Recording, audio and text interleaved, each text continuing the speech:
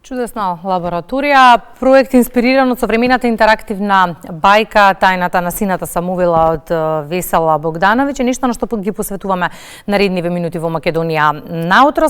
Поминавме пред малку со Андреја, на завршниот настан се случи неодамна, како помина се, впечатоците ги сумираме со нашата соговорничка. Велам добро утро за Ксенија Маказлиева. Добро утро, Ксенија, добре ни дојдовте во Македонија наутро. Добро утро. Ајде да им дадеме свој виден вовед на гледачите кои што, иако се малкумина, сум сигурна, не ја знаат целата приказна поврзана со целиот проект. Ова е проект кој што е од 2021, ако не грешам, во функција на популаризација на самата бајка која што предмалку ја спомена. Така. Станува збор за проект инспириран токму од оваа книга, Тајната на сината Самувила, која што е една современа интерактивна бајка која што има за цел да ги развива оние емпатични особини кај децата, да ги воведува во светот на еден хуман начин, да бидат позитивни во своето обкружување и во своето делување, но сепак децата ги сакаат бајките и нели преку бајка, преку она што е најблиско до нив, да им го доловиме тој реалниот свет. Затоа што и сите бајки всушност се инспирирани од реалниот живот, меѓутоа идејата е тоа да се пренесе на еден начин кој што ќе допре до децата. Тајната на сината Самувила ја работевме 20-та година, 21 веќе излезе од печет и представува една книга која што е единствена по својот концепт, бидејќи самата книга содржи во неа мапа на приказната, еве ова е оваа мапа, и детето фактички патува низ приказната заедно со главните јунаци, со сината Самувила, со волшебникот Бојараус, со неговата жена и со сите други ликови што се внатре, што ја прават суштината и приказната нели на бајката. Меѓутоа интересно е што оваа бајка гледате како е концепирана, како игра и како се чита бајката, така се пополнуваат празните полиња до каде сме стигнати.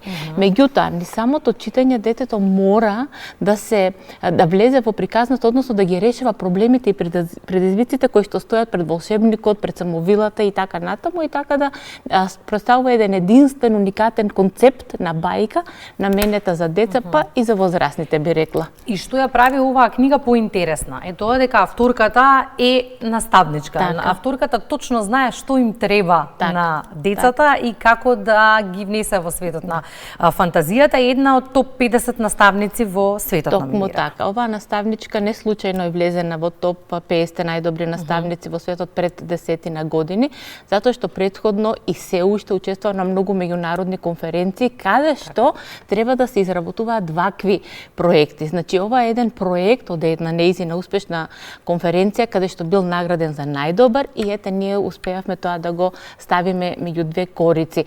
Кога ќе се спојат наставникот, уредникот и издаваштвото, тогаш имаме добитна комбинација затоа што наставниците се тие кои што секојдневно се со децата, но овдека станува збор за една исклучителна наставничка која што има богата фантазија, која што има многу идеи, која што е многу креативна и навистина и требаше една ваква поддршка за да допреме до дечињата на начин на кој што таа го практикува тоа во својата училница.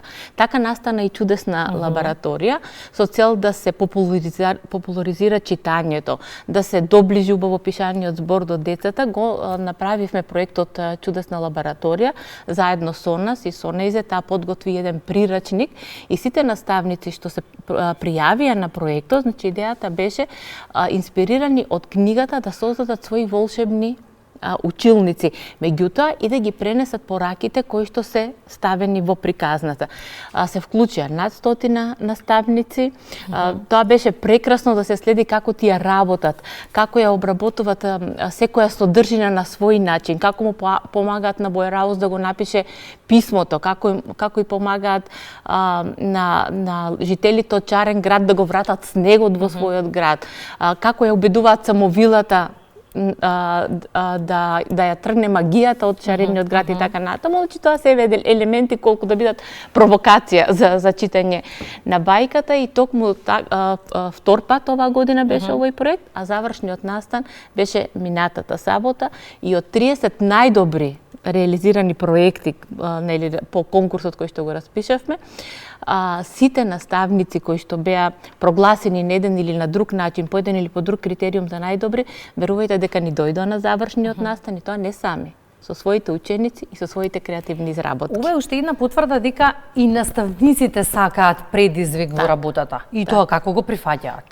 Така. Значи, важно е да се даде вистински предизвик. Да се даде предизвик кој што на вистина ќе го прифатат, кој што ќе ја разбуди креативноста, кој што ќе ги инспирира и мотивира наставниците од своите училници да направат една бајка, односно да ја оживеат бајката за тајната на сината Самовила. Тоа што беше интересно на завршниот настан беше што наш специјален гостин беше Иле Михајловски, кој што оваа година е во топ 50 најдобри наставници и со задоволство ја прифати улогата на волшебникот Боја Раус. Кога му ја испративме поканата, му напишавме во неколку збора: Иле, ти си вистинскиот лик за Боја Раус, затоа што ти си тој хуманитарец, тој добар човек кој што помага на сите исто како волшебникот, и мислиме дека таа улога сосема ќе се вклопи со твојот карактер. И така испадна, бидејќи не станува збори во самата приказна за волшебник кој што има волшебни моки. Волшебните моки се во постапките, во зборот, во начинот да се изнајде позитивно решение. И тука сакам да го ставиме фокусот. Постојано кога станува збор за децата изминатиот период, зборуваме за зборот, за постапките, за нивните однесувања. Бараме начини како ние возрастните можеме да влијаеме, бидејќи слушаме се во однос на однесувањето на децата. Колку вакви проекти знаат да прават промени, Ксенија? Ете, се покажа. Значи, просоцијалното однесување веќе беше ставено на пиедестал со помош на оваа бајка, за да се развијат оние особини кои што децата треба да ги имаат кога настапува проблем. Значи, проблемот е тука за да се реши. Не е проблемот тука за да ние од него направиме тажна ситуација или да плачеме, да се жалиме дека нешто не можеме да го решиме. Напротив, за се има решение, а тоа решение најлесно се постигнува кога ќе се здружиме. Тоа е и идејата дека едни на други треба да бидеме поддршка. Всушност, сината Самовила е сина и затоа е осуден од средината во која што е. Значи, идејата е да се прифатиме такви какви што сме. Знаете, тоа е важно децата да го знаат, дека сите сме исти под ова небо, меѓутоа сите имаме можеби исти, но и различни потреби и желби. Но она што е важно, треба да се прилагодиме едни на други, да си помагаме едни на други и така сите заедно ќе создадеме средина која што ќе биде позитивна, инспиративна и мотивирачка за сите заедно. Завршниот настан помина, видовме фотографии и навистина беше посетен и од наставници и од деца. Што правиме понатаму? Ни треба продолжение. Продолжуваме, да, ќе продолжиме, повторно ќе биде објавен конкурсот, односно проектот ќе го рестартираме по трет пат. Се надеваме на уште поголемо учество и поголем интерес од страна на наставниците, затоа што ова е бајка која што лесно може да се имплементира и во предучилишното воспитание и образование, и во оделенската настава, но и во предметната настава. Затоа што содржината, приказната е наменета за сите возрасти, а активностите може да се прилагодуваат согласно возраста на учениците со кои што ќе ги реализираме.